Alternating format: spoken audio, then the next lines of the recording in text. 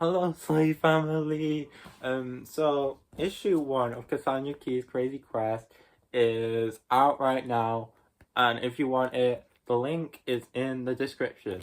Now, this video is compiling a lot of the other videos, but specifically for characters that I've explained in those previous videos that are important for this issue. So, for example, the Rose Gallery issue, when I talk about Stacey Scully, that part wouldn't be in this video because Stacey Scully isn't in this issue yet. Yeah, she's not in this issue, period. It's not in this issue. It's just talking about characters that are important for this issue. So, if you've already seen those videos, you don't have to watch this video. But if you want a recap, while you wait for this issue to get delivered to you, or whatever, or you just want to know about characters from this issue, then continue to watch this video because, yeah. And link in description if you want that. On the 21st of May 2024, I uploaded an animation to Ashley Animate Stuff titled The Galactic Escape. Featured in this film was my two very own characters made for the film, Kassandra Keyes and Clara Collins. Ever since creating them characters, I knew there was so much more I wanted to do with them, but I never got around to it. Until now. As I said in the intro, I have these characters that I want to tell more stories with, but the main problem with the original animation, with its drawing direct inspiration from the old LEGO Star Wars games, meant that the characters were very bare bones, with not much personality or motives to build upon. I am going to use this video as an opportunity to give these characters and world a lot more personality than they ever did before. Okay, so where is Kassandra and Clara? Space, right? But where? I could just make this an average space adventure where Kassandra is hopping from planet to planet with a new conflict every story. But I gotta be honest, the main thing that draws me to the sci-fi genre are films like Blade Runner and Star Wars that have very apparent political messages within the films. With how scary the world is becoming for minorities, I wanted to make a planet that is an exaggeration of all the current world issues for Kassandra to navigate around. Welcome to Planet Bleak, a planet just a light year away from Earth, which a couple of the elites of Earth have inhabited to rebuild a society and make sure they can keep all the power to themselves. The planet of Bleak was originally inhabited by aliens of purple and blue skin tones due to the extreme weather conditions caused by a blue sun and a pink moon, making the planet so cold.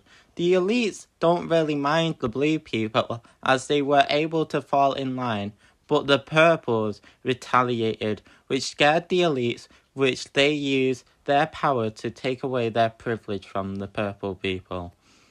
Bleak is also a horrible place to live if you are a member of the LGBTQ community, as they have made being queer highly illegal and coming out will cost any chance of getting a job. So, now that we have a foundation of where these characters live, we can get onto refining their personalities and motivations.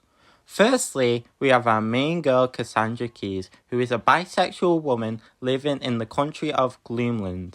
She was outed as being bisexual by her ex-boyfriend after she broke up with him, which caused all her chances of getting a job to be gone. She has been able to find herself a job as an illegal bounty hunter, working for the one and only Jimmy the Goods. Due to her being bisexual and him being a cheater, anyway, her father also left her home and her mother to financially support her kids all by herself. Kassandra is a mixed race as her mum is a purple and her dad is white. That's why her hair is purple, as hair dye doesn't exist on the planet Bleak. Kassandra Keyes is a skilled but cocky marksman who often lets her feelings get the best of her, as she can get offended pretty easily. She also has a no-kill rule. I'm not sure if this even counts as an OC, because, he's literally just my fat dog in real life. pictures with my best mate, Fat Dog. You got something to say, mate? Hello. But I guess for the context of the comic, he's Cassandra Keyes' dog that gives her comfort, which is accurate to real life. Fat Dog does give me a lot of comfort. He's man's best friend after all. Which I find a bit weird. Why it's only man's best friend? What about women? Women's best friends cats or something? I don't know. Fat Dog is my best friend. But yeah, he's so hard to draw because of his nose. Because his nose is like really big in real life, and obviously I've exaggerated it for the comic, for the funny. But like I couldn't fit it into this panel, which is so funny. His nose is so big I can't even fit it on the panel on my OC challenge thing. Next up, we have Mama Keyes, who despite the fact that her daughter Kassandra Keyes is currently a wanted criminal simply due to the fact that she's a bisexual woman, which is illegal on the planet Bleak. And despite the fact that Cassandra's dad left the family due to him wanting not to associate with a queer, Mama Keyes is always going to be there for Cassandra Keyes as a loving figure and will always be there for her. First up, we have the first ever person we'll see her fighting against, and that is Connie Kane. If you couldn't tell by the name, Connie Kane is a drug dealer and is currently the biggest drug lord in Gloomchester.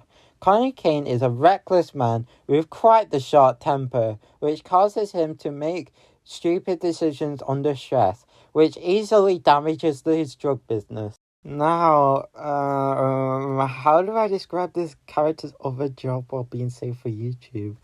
This is Susie Snottington, a rival bounty hunter to Cassandra Keyes, who Cassandra Keyes gets jealous of after acquiring all the best bounties of Gloomchester before her. Cassandra Keyes also has a problem with Susie for her second job, where she uses her body for cash, as Cassandra is morally against that sort of work.